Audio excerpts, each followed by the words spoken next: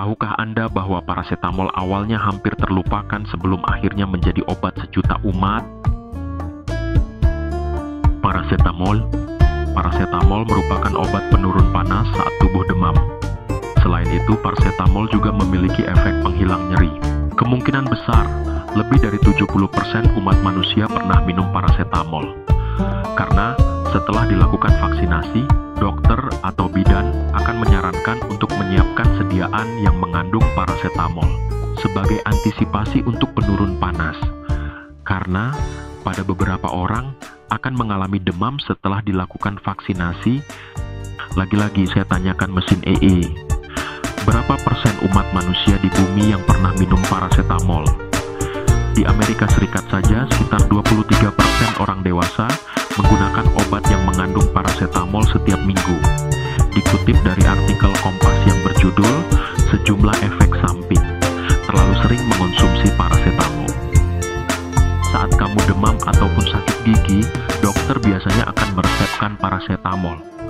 Namun, tahukah kamu siapakah yang pertama kali menemukan parasetamol? Sebelum saya melanjutkan video ini, jangan lupa subscribe, like, share, dan komen, agar saya semakin semangat untuk membuat video pengetahuan tentang obat-obatan yang dapat menambah wawasan kamu. Di video ini kita akan membahas sejarah parasetamol dan bagaimana obat ini menjadi bagian penting dalam dunia medis. Pada tahun 1877, Harmon Northrop Morse berhasil mensintesis parasetamol. Tetapi baru pada tahun 1948, penelitian menunjukkan bahwa obat ini lebih aman dibandingkan pendahulunya. Dari eksperimen hingga obat sejuta umat, Sterling Winthrop Koopma mulai memproduksi parasetamol secara massal pada 1956, menggantikan fenacetin yang ditarik karena efek sampingnya. Sejak masuk British Pharmacopoeia pada 1963, obat ini semakin dikenal dan digunakan luas, termasuk di Indonesia. Parasetamol hadir dalam berbagai merek dan bentuk di Indonesia, menawarkan solusi cepat untuk demam dan nyeri.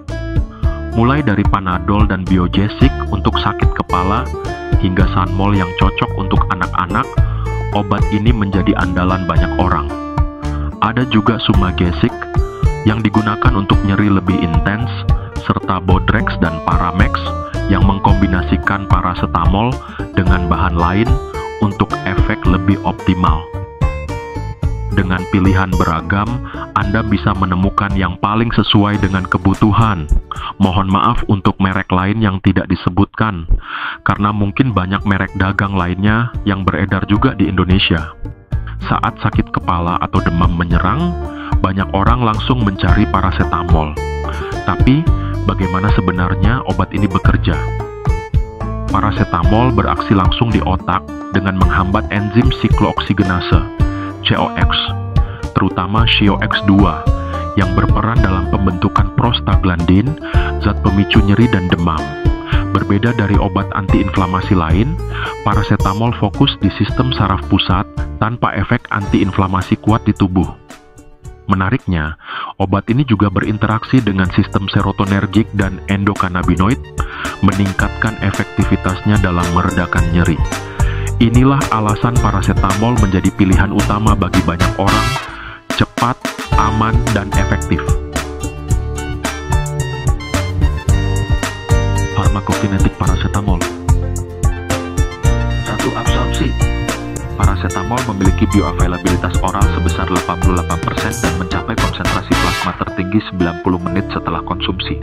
Namun, persentase dosis rektal parasetamol yang diserap secara sistemik tidak konsisten, ditunjukkan oleh perbedaan besar dalam bioavailabilitas parasetamol setelah dosis diberikan secara rektal.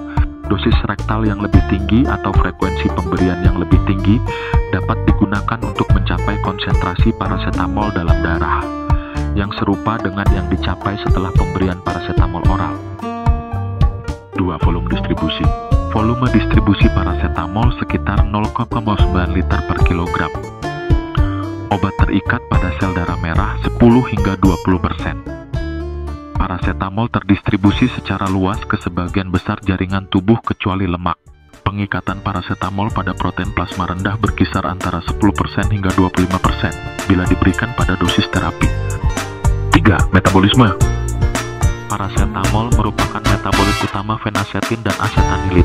Parasetamol terutama dimetabolisme di hati melalui kinetika ode pertama, dan metabolismenya terdiri dari 3 jalur: konjugasi dengan glukuronida, konjugasi dengan sulfat, dan oksidasi melalui jalur enzim sitokrom P450, terutama CYP2E1 yang menghasilkan metabolit reaktif N-asetil P-benzoquinone imina atau NAPQI. Pada dosis terapi normal, NAPQI mengalami konjugasi cepat dengan glutathione dan selanjutnya dimetabolisme untuk menghasilkan konjugat sistein dan asam merkapturat. Overdosis parasetamol dapat menyebabkan nekrosis hati akibat penipisan glutathione dan pengikatan metabolit reaktif NAPQI yang tinggi ke bagian penting sel hati. Kerusakan hati ini dapat dicegah dengan segera memberikan senyawa sulfhidril, misalnya metionina dan N-asetilsistein. 4. Ekskresi. Ekskresi parasetamol terutama terjadi melalui urin setelah mengalami metabolisme di hati. Konjugasi dengan asam glukuronat dan sulfat membentuk metabolit yang lebih mudah diekskresikan oleh ginjal. Sebagian kecil parasetamol juga dapat ditemukan dalam saliva, tetapi ekskresi utama tetap melalui urin. Demikian dahulu untuk video kali ini. Mohon maaf jika ada kesalahan. Sampai jumpa di video berikutnya. Wassalamualaikum warahmatullahi wabarakatuh.